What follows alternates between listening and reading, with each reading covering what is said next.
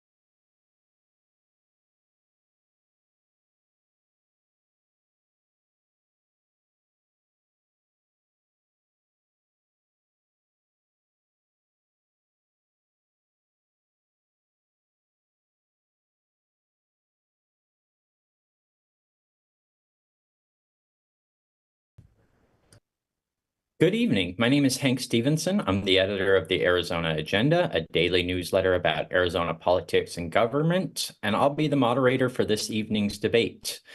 The Arizona Citizens Clean Election Commission is the sponsor of this event. Clean Elections is the state's voter education agency and the official sponsor of Arizona debates, so voters can have the opportunity to hear directly from the candidates, ask questions on the issues that matter most to them, and vote informed. All registered voters can vote in the general election, which will be held on November 5th. The voter registration deadline is October 7th, and early voting begins on October 9th. If you're watching this debate live, you can submit a question at any time. Do that via email to debates@kc-a.com. You can text them in to 408-840-8350, or you can call them in to 480-937-1252. We may not get to all audience questions, but we'll do our best. Tonight, we'll be hearing from candidates in Legislative District 16, which covers parts of Pinal and Pima County, spanning Interstate 10 from about Maricopa to Marana. With us tonight are Democrat Stacy Seaman, a candidate for the state Senate, and Democratic Rep. Keith Seaman, who is seeking re-election to one of the district's 2 House seats. Republican Senator T.J. Shope and Republican Representative Teresa Martinez declined to join us tonight, as did Republican House candidate Chris Lopez. Candidates, you'll have about a minute for your opening closing statements and about a minute or two to respond to any questions. We encourage an open exchange of dialogue between opponents. If you feel the need to respond to another candidate's comments after they have concluded speaking, you may do so. I may limit responses for time management purposes, and we remind the candidates and the audience that this is a respectful, courteous, and professional environment. Our goal tonight is to connect candidates and voters so our electorate may vote informed. Okay, now on to you, candidates. Why don't we go on to opening statements and tell us a little bit about yourselves? Okay. Can you go first? Yeah. Hi there.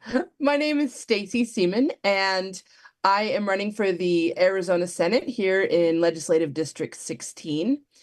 And the reason that I'm running actually came from my dad. So in 2022, my dad ran for the Arizona State Legislature and won.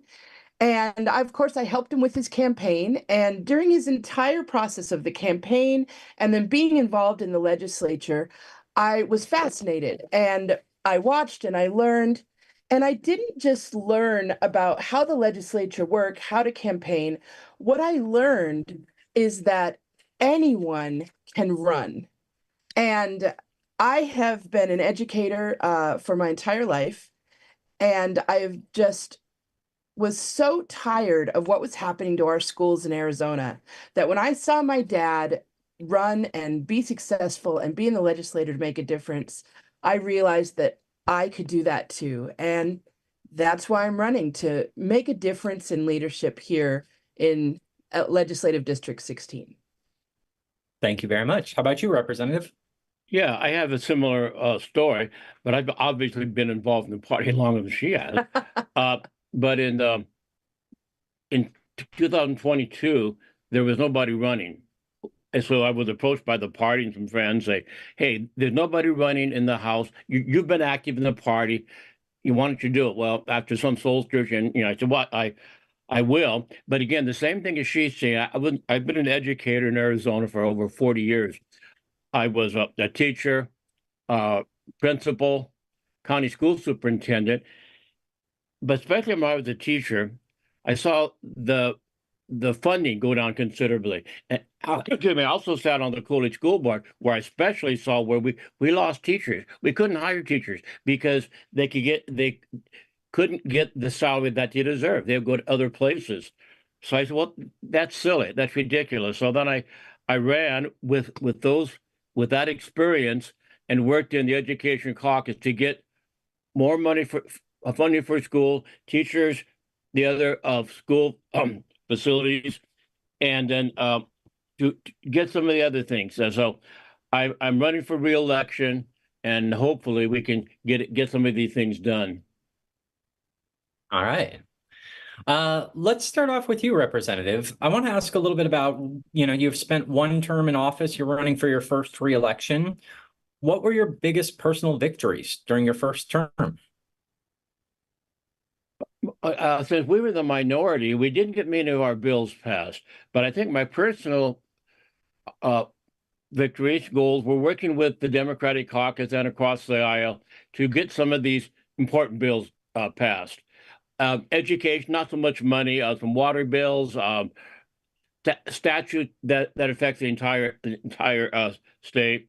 I sit on the transportation infrastructure committee, which is very appropriate for Pinal County, and the land and regional affairs. And so we've done a lot of things in the committee that served the county as well as the whole state. I did some bills on the short-term rentals because a lot of people tell me that's an issue, and I knew that was an issue. Unfortunately, they didn't get through anything, but it gave me an idea of what this issue is, and I'll get more of that involved as we get into the next session.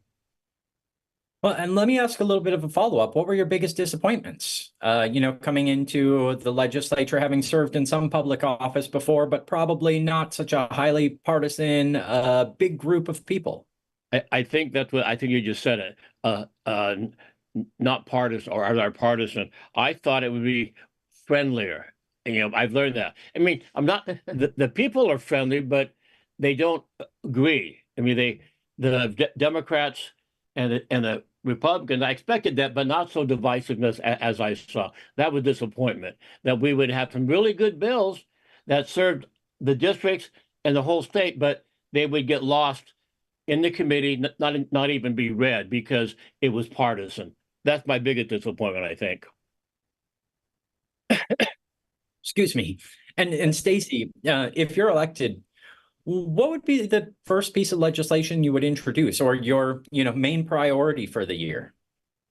Well, coming from an education background and an education family, the very first thing that I would want to introduce would be a bill to help curtail the out of control ESA voucher spending. We really need to find a way to make it so the vouchers kind of go back to the spirit of where they originated from. There needs to be accountability in any aspect of it, and make it so it's not this huge thing that's eating up so much money out of our budget. Now, that having said that, I know that there are people in the education caucus, like my dad, Senator Marsh, Representative Schwiebert, who are already ready to, start day one with bills that will do that. I think if I was going to do a bill that was not related to that, it would probably be a bill that would help bring awareness and money to mental health for college students. I work out at Central Arizona College, and I see firsthand how some of these students come and their first time out on their own, and they just need access to more resources sometimes than they have, and making that more available for them, I think I'd be really proud of that if I could make that happen. And your father mentioned some of the committees that he serves on. I assume if elected, you would like to serve on the education committee. Do you have any other priorities where you think your skills or your district could be, put to good use as far as committee appointments? Yeah, I would say Health and Human Services Committee. My mom is a retired healthcare worker, and, I come from a service family, and I'm really ready to step forward. I see seniors, for example, in my church who have to go down to Mexico to get their medicine because they can't afford to buy it here. And I just think that really helping with medication costs, and as I said a moment ago, mental health services for the most vulnerable members of our society is something I'd really be interested in helping out with. All right. Let me ask, so this is one of the few competitive districts in Arizona. And if both of you win here, it gives Democrats a good chance at flipping one or both chambers of the legislature. So I would like to ask you to give voters a vision of what a Democratic majority with you two as part of it would look like. What are the things that would be possible under a Democratic majority that aren't possible in the current makeup of the legislature? Again, since I'm a longtime educator, that would be one thing I would see. We Democrats have worked for a long time to get some accountability into the ESA. We aren't necessarily, we see a need for it. We don't want to cut it down like a big castle, but put some account stone by stone. They need to be accountable for the curriculum. How do we know that what they're doing? We need to put guardrails on that. We need to make it maybe have the teachers be more accountable. That's one thing you will probably see. Infrastructure. I sit on the transportation committee, and we have a highway over in Maricopa, 347, which connects the auction community all the way up to Riggs Road, which is in dire need of fixing. We've been trying to do that for years. We got it in the budget first year, but they clawed the money back. This last year, it was postponed for 3 or 4 years, 2028. That's because of the lack of money. I think because of the ESAs and the flat tax. Well, we can't afford that. So I think you'll see some difference in there. The cities have told me they need more taxes to get through their services. So one thing what we would try to do, I've been working on this for years, the years I've been there, get the money back to 347. It doesn't affect just Maricopa and Pinal County. It affects Maricopa as well. Trucks go through there to go around of the I-8, and there's probably more fatalities, injuries on that highway than anywhere else in the state. So we would see some movement on that, as well as other infrastructure in the state. Okay, vouchers, infrastructure. What about you, Stacy?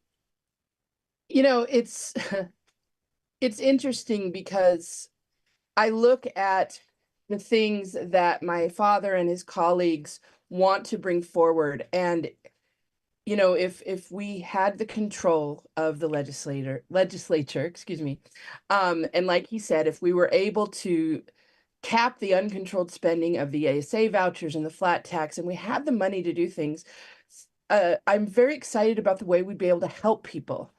Again, going back, for example, out of control housing prices. That's a big thing across our state, and especially in our district. Pinal County, which makes up the majority of our district, is the 7th fastest growing county in the nation. And so even with the amount of houses and apartments that are being built here, we still have a disparity between what residents on the ground are able to afford and what the houses and apartments are being priced at. I think that needs to be looked at because it's not just here in our county, but it's replicating itself across the state. Also, of course, as I mentioned before, healthcare, making sure that we have safety nets for the most vulnerable in our society. I think we would see a state were the Democrats in charge of the legislature. We would see a state that was more compassionate, and we would see leaders who really worked to make each district and our state better for our constituents and not just engaged in political theater, as unfortunately we have seen over the last couple of sessions. Okay. So I want to get into a handful of education questions because I know that is both of your backgrounds and hugely important to the voters, but you just mentioned the housing crisis that we're experiencing here in Arizona. And I want to give you each a little bit of an opportunity to explain what you would do, what you think is the root of the problem, and what at least is, you know, obviously there's no one solution to this problem, but what are the quick, easy solutions that we might be able to get to in one legislative session that we haven't done so far? We in the Democrats and Republicans now too have worked on that throughout this term. Those I forget what they're called now, ADUs. Yeah. Laws. They got all sorts of names for those. It's right. Lack of getting anything else, that seemed to be a good bill. You know, as your listeners, they don't understand that if you have a large lot, then now they're able to build like a mother-in-law house basically, Right. and rent that out to hopefully to the people who can't afford houses. We spoke about the teachers coming down and can't get a housing. There's been some interest in a bill that a lot of school districts have extra land.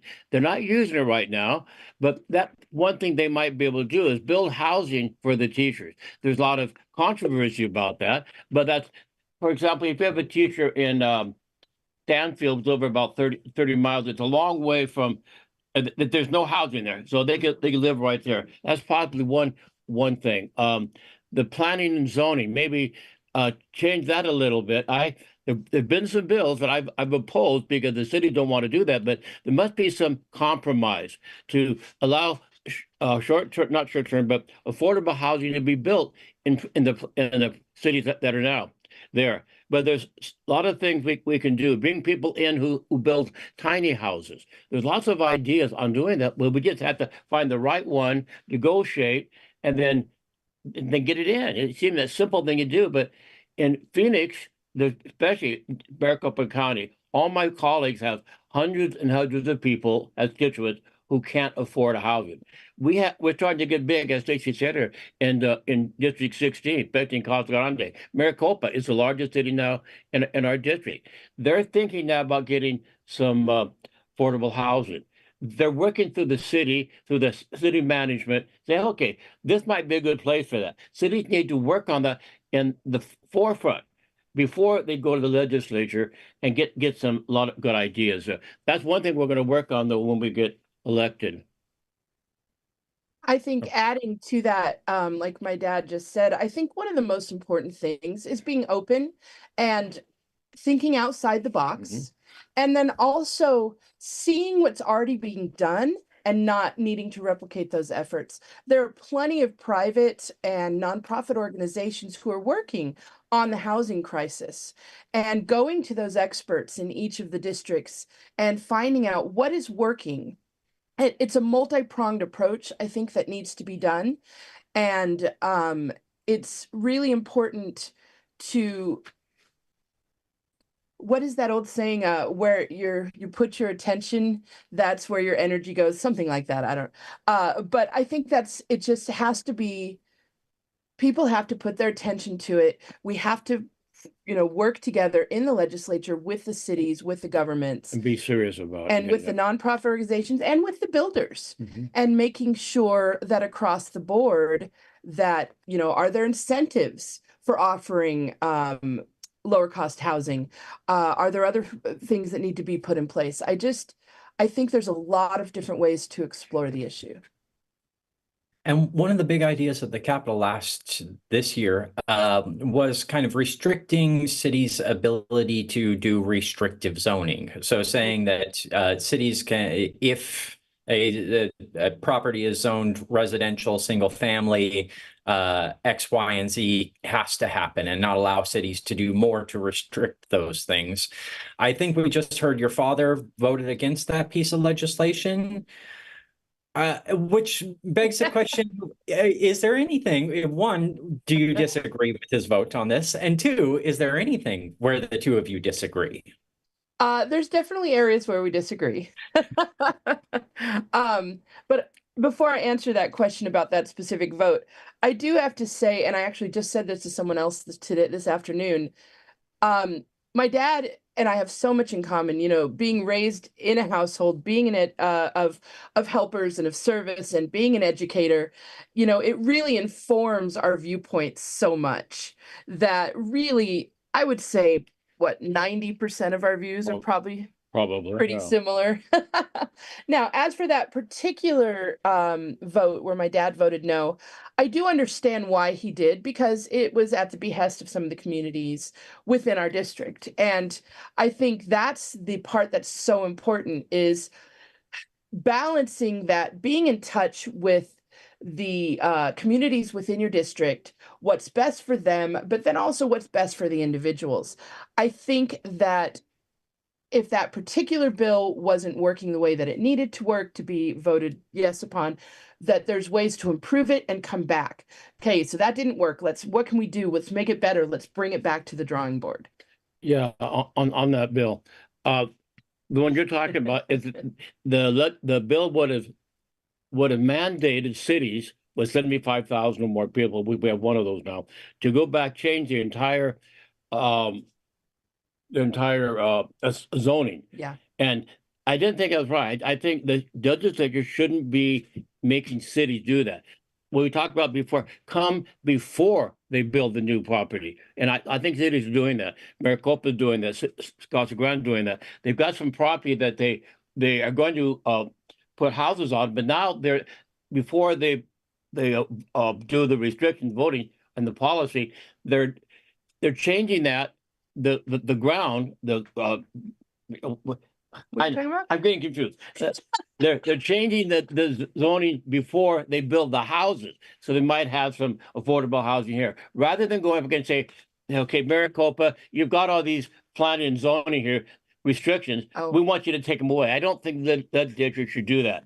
And I was notified by the mayors and council of all of our big cities, Maricopa, Casa Grande, because they're growing, but they don't want that to change the structure of the city. Do it before they actually zone that. That's why I voted against it. And if I could really quickly jump in on that, I think I think governing proactively is so important.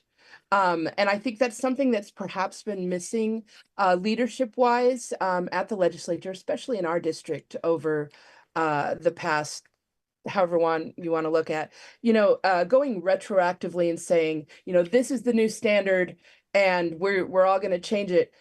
I mean, of course, sometimes that is what you have to do, especially if health and safety of people in the district is important. But I think having that vision and being able to work with the communities and saying, okay, what are we going to need 5, 10, 30 years from now in our district? And let's start working towards that. Having that vision, I think, is so important. Okay. Well, I want to drill a little bit deeper on that 10% too, because I do find it fascinating that we've got, a father-daughter combo run for the legislature. I can't remember since the Rios family that happening. And that was your neck of the woods too, a Democratic family from Pinal County. But what's the difference between the two of you? Like, what is that 10%? And not necessarily, he voted this way, I would have voted this way, but probably in the way you approach issues. Like, what are voters getting if they vote for two of you? I think part of it is obviously I'm male, and she's female. She has different things about what affect the female population, and things that I wouldn't even think about. So I think that basically are the differences. Yeah, absolutely. I mean, my dad is, of course, very pro women's reproductive rights. And whoops, sorry about that.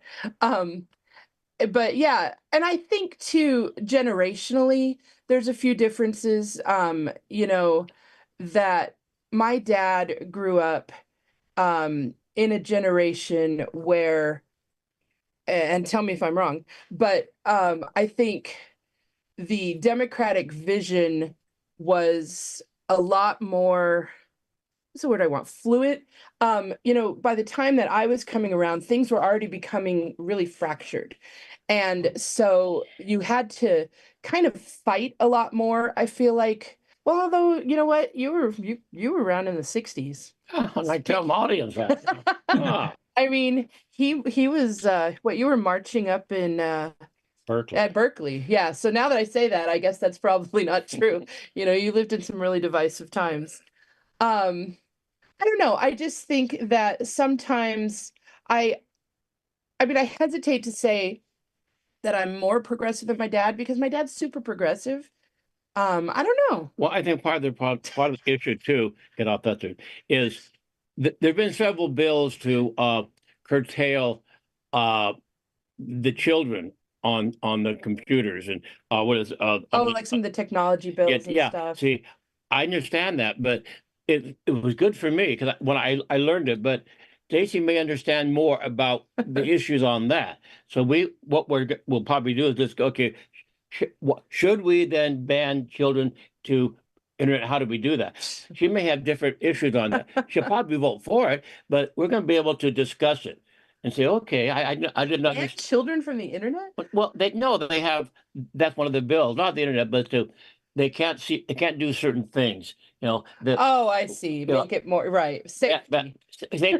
safety is good, but she understands more of that than I do. So, and I may say, okay, this is a good bill, and she'll say, wait a minute now, Dad, have you talked about this? Because she uses it more than we do, so that would be an advantage.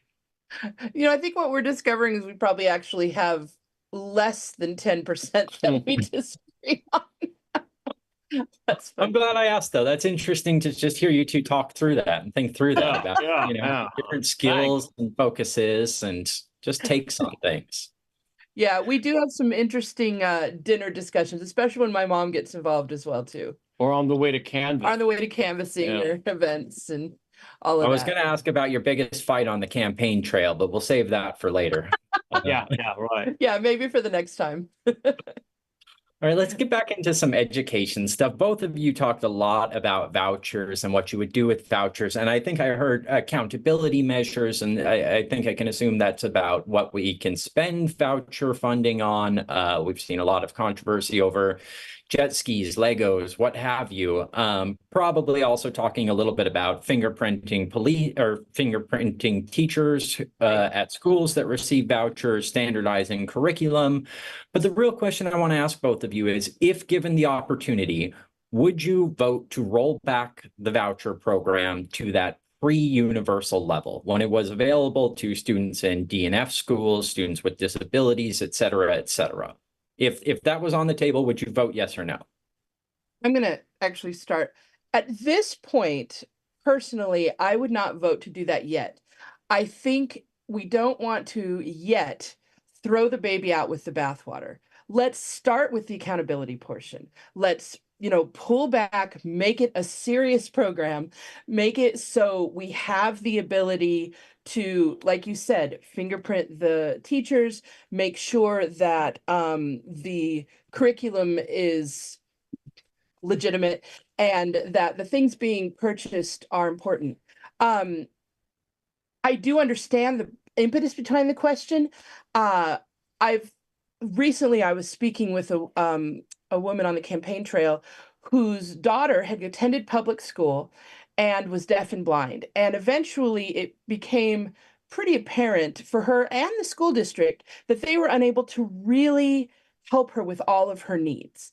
And so the ESA voucher program helped her send her daughter, first of all, get some out of school supplements, and then send her daughter to the Arizona State School for the Deaf and Blind. I mean, when you come right down to it, that is exactly what the ESA vouchers originally were intended for. Can we continue to have it function with it expanded, perhaps beyond that a bit? I think the answer is yes, but we need to start here. Wait, you can't see my hands. Start here, bring them in. I don't know that we necessarily need to go all the way back to the beginning. That's my opinion. I think they could do them both together. I think we have to get some of the money back. If we can get it from another source, fine. But our concern, the Democratic Caucus Education, is the money is important, of course, too. But what you talked about, the fingerprint, I introduced a bill last year that said that if you take your children out of public schools, parents then lose their parental rights. That didn't go anywhere. But those kinds of things. Why should public school teachers be fingerprinted when they don't have to in the ESAs? Most of them probably do a pretty good job, but what do we know about that? They aren't doing the same testing that public schools have to do. So I think we would, first of all, get rid of some of those, maybe make them fair, the public schools, and then take away some of those things that are costing so much. The accountability. Let's work that first. But I don't think we Democrats want to get rid of it entirely right away. Cut it down a little bit, trim it, see what the problems are. Maybe we'll come to a conclusion. Hey, okay, we got it down where it's a good program. They aren't buying dune buggies and logos, things like that, and then go from there. Because I think that, as Stacy said, it was a good idea to start, but then poof, boom, a big Poof, boom. explosion. So I think we need to compare both of those. As Yeah. long as we can still get the money for the public schools. Yeah. That's our background.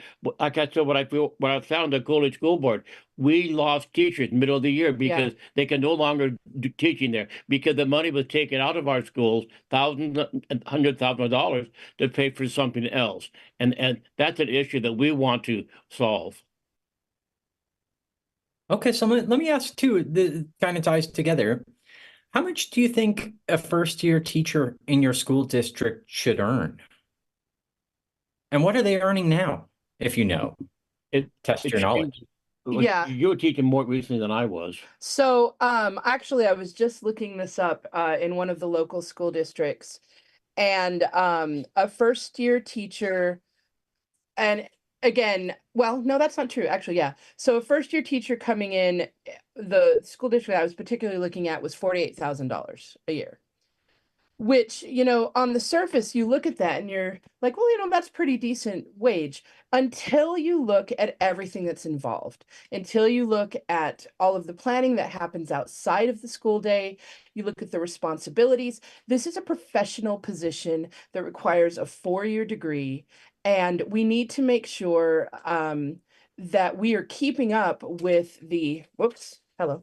Sorry, I just dropped everything. We need to make sure that we are keeping up with the same kind of pay that you would give other people with a 4-year degree or perhaps a master's degree, as many teachers have, and pay them the same amount. And on the other hand, looking at it for a moment, it's not just about the pay. Being in this classroom, I know that there were years that I would have gladly given some of my pay back if I could have simply had facilities that were working in the way that they were intended, if I could have had smaller classrooms, if I could have had enough books for my students. I mean, when you look at, it's a combination of things. It's not just teacher pay.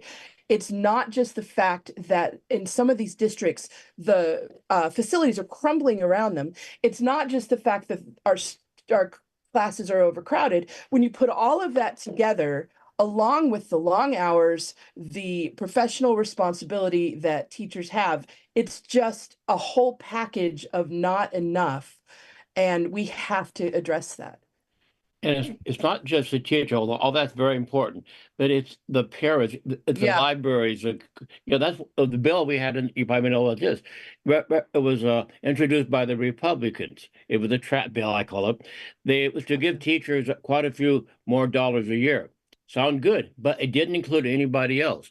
A teacher, educators are like a family in a school. So if you pay the second grade teacher lots of money, but not the parents who does almost as much money, as much work. They don't have the degree, of course, but they're there with the kid to kindergarten, to lunch, and doing the tutor stuff. The bus drivers are important every day, very important. All this, they weren't getting a raise, so that's why the Democrats failed that. Well, we got criticized by the Republicans. Well, the Democrats are talking this, get more teacher pay, but they weren't willing to give it to anybody else. We were criticized for that, but it's all that. And then buying materials, like she said, having dilapidated schools.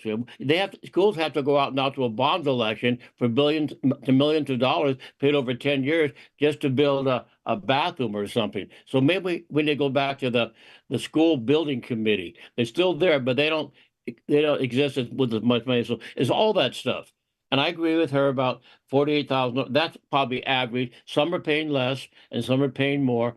I bet the schools in the valley paying more. But out here in the rural areas, we have a school with only one school, and they don't have the tax base. They don't get to pass bond elections because the people don't support that. So they're really on their fingertips trying to exist without public money. right. It's challenging. So if 48,000 is the going rate, what should it be? And let's, assume that we're talking across the board raises, but give us an idea, like what is a fair salary for a starting teacher? That is such a great question. And I honestly, I don't have the answer for that. I don't know what the answer for that is. There are people who are much better than me right now at this point, who've been in the legislature longer, who might have that answer at their fingertips. I know that as a single woman, at that point living on my own with a house, I was my last year teaching, and again, in public school, this was before I moved over to the community college. I was making close to that. And that was after, this would have been 2017, I think. Yeah. I had just broken like 50,000. And that was with a master's degree at that point. Since then, we had Red for Ed and some of the money went up. But I was unable as a single person as on a teacher's salary to pay rent on the house that I was trying to purchase. I ended up having to Give it up. give it up. And I ended up at that point, and this was a few years before that, moving in with my folks. And we live in a multi-generational household. And we did for the last 7 or 8 years that I was teaching in public school. I don't know that exact number. I wish I did. It'd make it so much easier, right?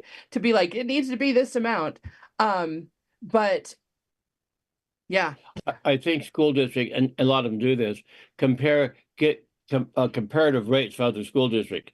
Over at Stanfield, we'll get let's say it was Scottsdale. Well, that's not going to work because they can't afford that. But the schools that are in the district, similar schools, what do they pay? And they should certainly match it because that's how we lose the teachers. They should figure out, as Stacy said, with that that education, with that experience, what are they making some of these other schools, and then do what they can to match those. Otherwise, they're going to, hey, I'm going to go over here instead. Or they're going to go to Lucid Motors, who make more than these teachers do, or Lay's, one of our factories here. Yeah. So That's such a good point. The starting salary for a teacher right out of school should be enough that they can afford a house or an apartment and their car payments and their groceries. It should be that they should be able to live in a comfortable way. I mean, I just the cost of living in that area Yeah. could be considered as well. yeah. Because here in Brown County, they can't get on the light rail or bus and go anywhere. You have to have a car. And it's 30 minutes to the airport here, an hour down Tucson where they want entertainment or something. So that all varies on that. Yeah. Okay, so not getting a hard number, but definitely more. So let me ask, would you be willing to raise taxes in order to pay teachers more? And if so, what tax? Are we talking sales taxes should go up to pay for this? Income taxes? Well, you mentioned that. There was another bill that I didn't support about taxes. The Republican legislature, by that one vote, got rid of I think it was sales tax on food, and that's this last session. That's good for people. That's good for all of us. But the cities need that tax. Mm-hmm. Now, how are they going to fund a new policeman come in, that new firehouse? The rental tax is going away next year. It's good, but cities and school districts, the taxes support all that, and they were getting some money from the state, still are, but that's going down and down. So we may have to raise the tax if people want these services. Then where are we going to get that? I didn't vote for the tax being gone on food because of that very reason. The sales tax, I talked to my cities about that. They vehemently wrote me and say, hey, we can't afford to do this. We are, like I say, our services, same with the schools. They don't get sales tax. They don't, but the state needs to get some kind of revenue to support that. Again, that's why we maybe need to cut down some of the expenses on the voucher, ESA. because that's where the money comes from. So that's going to be a negotiated figure. How are we going to pay for these services if we can't raise the taxes? So that might be something we have to do. So yes, let's start with looking at the $700 million that the ESA voucher program has eaten out of our mismanaged budget. Let's look at the $330 million of the ESA money that parents still haven't spent and that they're just holding on to. And there's no indication at this point how we are able to get that money back. If we are, it's going to follow them to college, which was definitely not in the spirit of the ESA money. Let's look at the flat tax on the wealthy, or sorry, excuse me, the tax break on the wealthy. Let's start there and see what happens if we fix just even those three issues before we need to start looking at other taxes. You know, I read something the other day about how the average tax for millionaires or billionaires, you know, in the night, well, I don't think they had millionaires in the 1950s was like 53%. And the average tax now, for the same, you know, that top Economic class, is like less than, I think it was like less than 5%. So we need to have everyone in Arizona paying their fair share. You can't continue to starve the state of resources and then act like you're surprised when we don't have the same degree of public service for citizens that we need. Okay. So we're getting close to time here. I want to hit a couple of more things, though, specifically some of the questions that will be on voters' ballots this November beyond who their state lawmaker will be. I'm thinking about Proposition 140 that would eliminate partisan primaries in favor of kind of an open primary system. And I'm wondering how each of you feel about that proposition. How will you be voting in November? That was one of the things we talked about in the legislature, obviously, because it got to this point. We Democrats didn't vote for that, but it's an issue. There have been other states who have done that, and California says it works well. Alaska, the states that do it go for it. But I don't know, as a partisan politician, it kind of scares me because for example, we as Democrats, what if we don't get any Democrats in that ballot? You know, it seems to run fair for the people, but then parties are going to miss people. So it depends on how we work out. So I don't know about that one. I'm going to vote no, but I don't know how that's going to work if it comes to fruition. I think we've discovered one more of those differences. There we go. Yeah. You know, I totally understand what my dad is saying, and I have heard the arguments on both sides. I am intrigued by it. We've heard a couple of different presentations. Remember those guys who came? Yeah. And like he was saying, you know, it definitely seems to break some of the partisan gridlock. And again, you know, being part of a party like we are, I can see where that's a challenge for the people in the party, making sure, you know, that party primacy is important, but also coming from just coming from the other side for a moment, not as somebody running as a Democrat, I think a lot of people are really ready to see something change so we can try and break through that gridlock. I actually am not decided yet on how I'm going to vote for that. I need to personally do a little more research. But that's fine. That's the whole point of the government. Yeah. Okay. And then I usually want to ask about the Proposition 319, which is the Arizona for Abortion Access initiative. I think I know what each of you are going to say about how you'll vote on that, but I want to give you a moment to just explain why that vote is important to you. Is that 139? Yeah. Yes. Sorry. Okay, got it. That's okay. I was like, oh no, there's another one. Dyslexia kicking in here. Yeah. No worries, no worries. Okay, 139. Yes. Well, I'll start with that. Yes, absolutely. I think it's so important. I am a complete fan of women's rights and reproductive rights. And we cannot go backwards to the dark days before women were allowed to make those decisions in the privacy of an exam room with their doctor without politicians being involved. And so absolutely, I'm voting yes on that. We've heard so many stories, not just with Arizona, but women doing exactly that, getting going to have to different states, getting dying because of this, Yeah. and no one says they have to do abortion. Doesn't mandate that, but allows them the freedom to do that.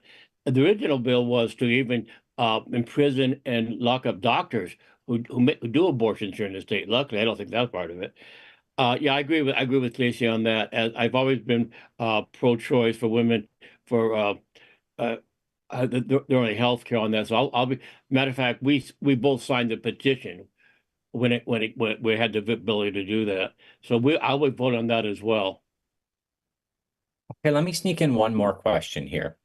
So this is a traditionally Republican district, Representative. You're the first Democrat to win it in at least a number of years. And in order to win, you're going to need some level of support among conservatives. And I wonder, what is your pitch to them specifically? How do you speak to Republicans or conservative-leaning independents even?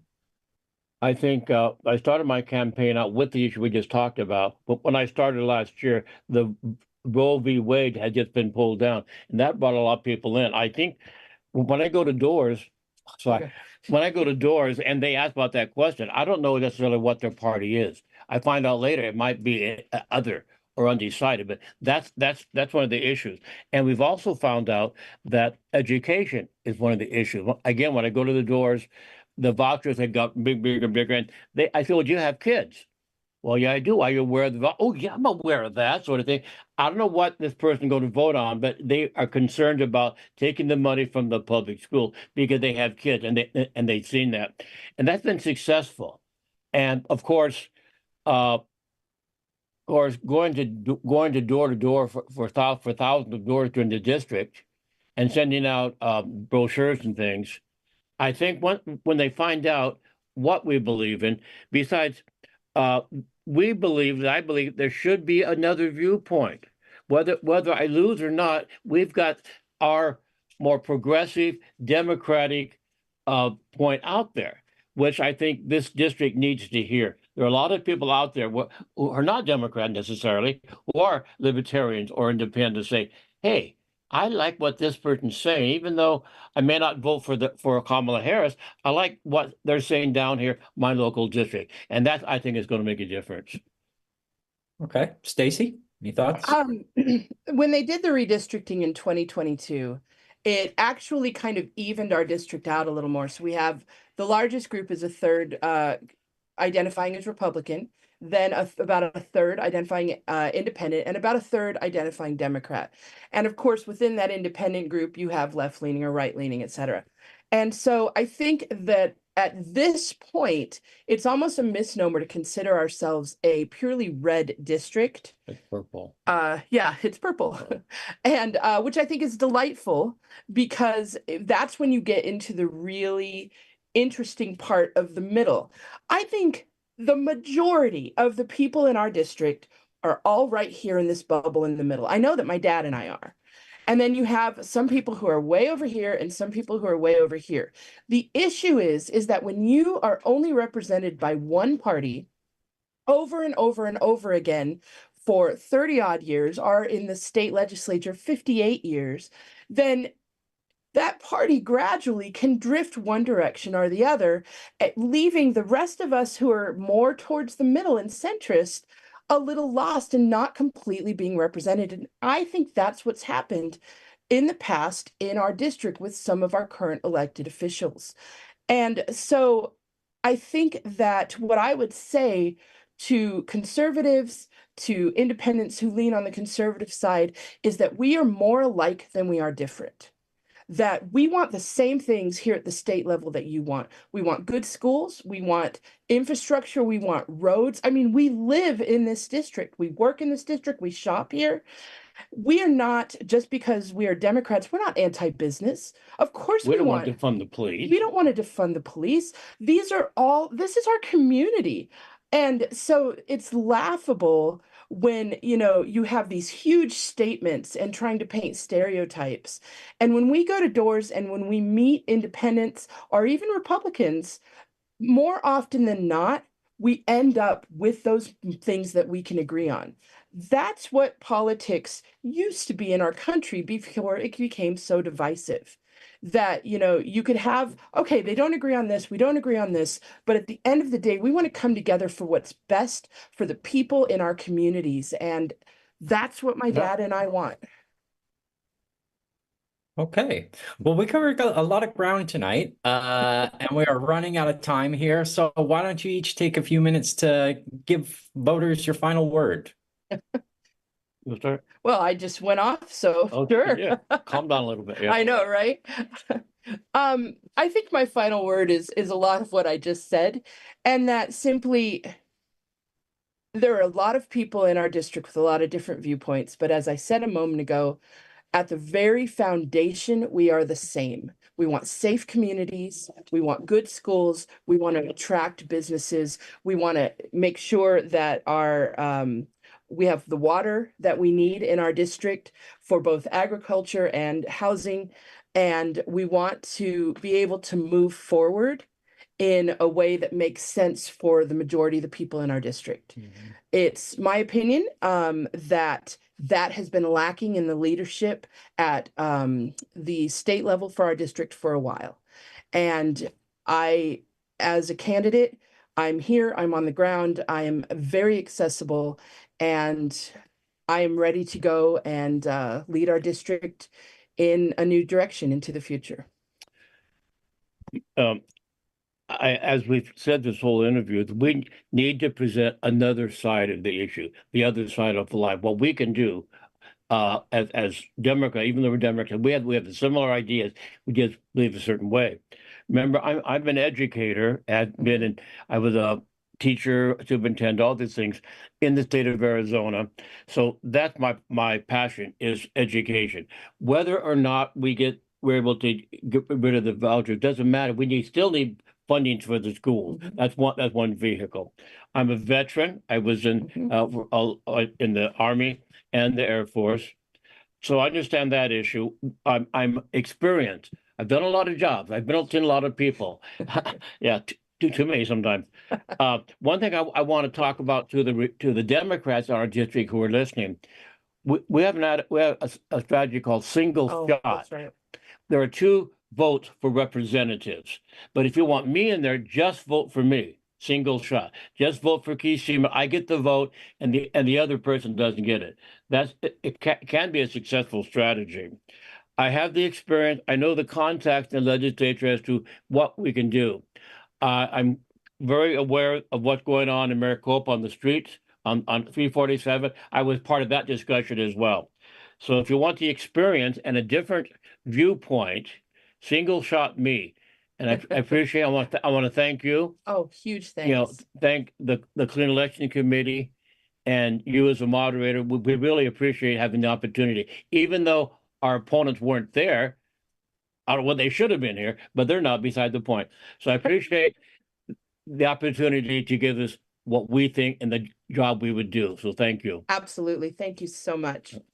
Thank you both for making the time to be here. I know it's very busy this year.